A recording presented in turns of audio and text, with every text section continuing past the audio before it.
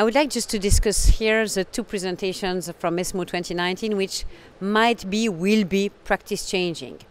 The first one is around EGFR mutated non-small cell lung cancer and how to improve frontline therapy of these patients. We knew since already a long time, I would say, that osimertinib, maybe 2 years, osimertinib is better than gefitinib or erlotinib as frontline treatment when we speak about progression-free survival, which is not a surprise because it's a very strong drug with a better affinity for the EGFR mutated receptor, a better safety profile, and it goes to the brain, which of course prevents some of the specific CNS disease progression.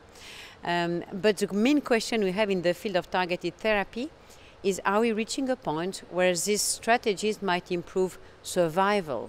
So that's really something which was questioned, and the answer was given at this meeting, where osimertinib in FLORA is improving survival with a hazard ratio of 0.79 versus gefitinib or erlotinib, really reaching a very interesting 3.5-year survival, 6 months benefit as compared to the first generation TKI.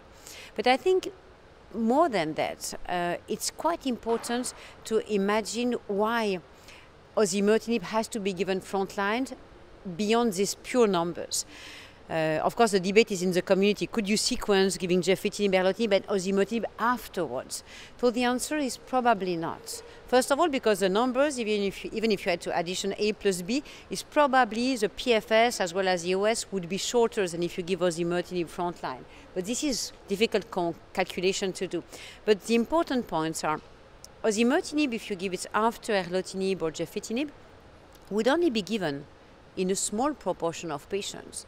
The ones who are still fit, but also the ones who have this famous T790M mutation, meaning that half of the patient at least would never been exposed to osimertinib. The second thing is toxicity. Once you know you're going to give a treatment to a patient for 1 year, 2 years, 3 years, the fact that it's way less toxic to give osimertinib as compared to first generation is about quality of life, it's about working capacity, it's about many parameters that our patients need to know and which must help you making the decision. But last but not least, a very disappointing point in FLORA was to see that patients receiving osimertinib, only 30% of them, patients receiving from first generation TKI, only 30% of them were able to cross over to osimertinib in second line. It was a very well-controlled trial in the best centers in the world, right, in the context of a clinical trial. So if in these circumstances you receive a first generation, only a third of the patients are able to receive the strong drug afterwards, the real life might probably be worse. So it means that if you don't give osimertinib frontline, most of the patients will never see osimertinib. So I think this trial is, of course, important for decision-making process, but defines to us again the paradigm that if you have a very strong treatment, you have to give it first, the best treatment first. Our lung cancer patients don't suffer from melanoma. They have lung cancer, meaning that many of them will have one shot, one line of treatment and nothing else. So that's really something very important, and I think this really conveys the message of best treatment first, and here it's osimertinib. The next abstract, which was a matter of debate and will remain a matter of debate, is a 227. I like this abstract because I presented it, but because it opens a field of many discussion.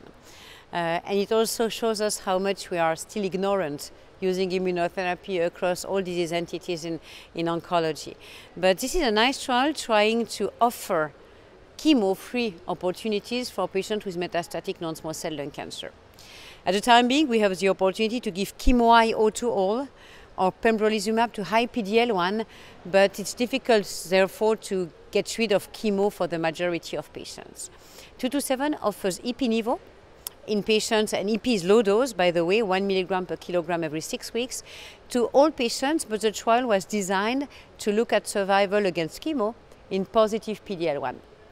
The answer is showing a benefit which is a hazard ratio of 0.79 in the positive PD-L1, but one of these benefits of IO with a kind of growing benefit over time in favor of immunotherapy. Better PFS, better response rate, and very striking, way better duration of response. Patients on the ipi-nivo have, half of them are still in response at 2 years, which is never observed with chemo. So that's a nice option for our patients. Toxicity is manageable, although we have to teach to the community how to deal with toxicities of immunotherapy. But if you try to look at the numbers, all grade and high grade toxicities are the same for chemo or for ipi/nivo. Of course, the nature of the toxicities is completely different, so we need to teach it to the community. We made also an indirect comparison to look if ipi/nivo was more or less toxic than chemo-IO, the triplet, and at that time it becomes less toxic. But again, toxicity of EP has to be, people have to be comfortable with these toxicities to treat them. Interestingly, in 227, so met the endpoint in positive PD-L1, we also had a completely separated cohort of patients with negative PD-L1, and in this population also, exactly similarly, ipi/nivo does better than chemo, with the same kind of hazard ratio, even a little better. But when you look at the arm of ipi/nivo in positive or in negative PD-L1, they perform the same, meaning that beyond the endpoint of the trial, this represents one of the options that you can give in patients' frontline, and irrespective of PD-L1, I would say.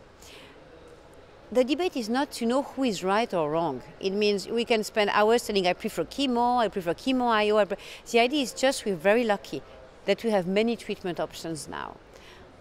And 5 years ago, we didn't have any of this, right? So we just can congratulate the community to be able to offer so many options, ipi/nivo, chemo-IO, or pembro mono for these patients. The next step will be for us to find the biomarkers. 227 couldn't find biomarkers to predict, so find biomarkers to make this decision in a very scientific way. Today we cannot do that. What does it mean? It means that first of all we need to be able to use all of them, including ipi/nivo, and the second thing is we have to discuss it with our patients. Our patients are very well informed, then go on the web, they see the data. So I think it's an open discussion. It will take some time in terms of consultation, but we need to discuss this with the patients. And usually the patients know quite well what they would like to have or what they would like to try to do with you as a treatment paradigm sequencing. So I think that's a very interesting field. And again, it's one of the options. It's not to say that the only one or the preferred, but it's one of the new options you can offer to patients. What do you take home from all these lung cancer presentations from the ESMO 2019? The take home is probably that it's very interesting how we continue to refine the molecular characterization, because beyond what I discussed here, we define more and more subgroups of patients with potential targeted therapy, but the more we move, the smallest are the subgroup. So what is interesting is we have been getting here in the field of oncogene addiction a knowledge which is absolutely amazing, and also a knowledge how to manage TKIs which is now almost optimal. The only barrier we have now is regulators, because the smaller the subgroup, the most difficult it is to get this drug into the market and to give access to patients. But I must say we are the champions in terms of knowledge of how to handle targeted therapy and oncogene addiction. But in parallel, it completely contradicts what we have with immunotherapy. We still don't know how to best handle immunotherapy. We're still struggling with TMB, we're struggling with PD-L1, CPS, TPS. So I think the exact reverse is true for immunotherapy. We have many treatment options, but we are not able to find a consensus how to use them, and not even able to find a consensus how biomarkers should be used for immunotherapy.